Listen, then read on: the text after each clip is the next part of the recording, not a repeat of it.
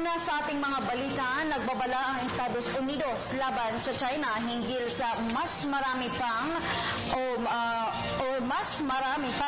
mapaghamong hakbang na kanilang gagawin. Ayon kay Deputy Assistant Secretary of State for East Asia Colin Willett, nakakapagduda ang mga sinasabi ng China na maraming kumakampi sa kanilang posisyon laban sa kasong inihain ng Pilipinas kontra sa kanila.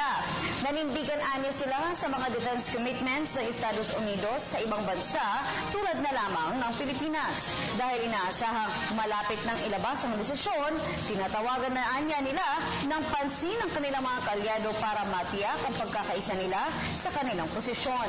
Kamakailan lang sinabi ni US Navy Chief Admiral John Richardson na dahil sa ginagawang land reclamation at militarisasyon ng China sa South China Sea, hindi na madaanan ang lugar na laging tinadaanan ng mga barkong pangkalakalan.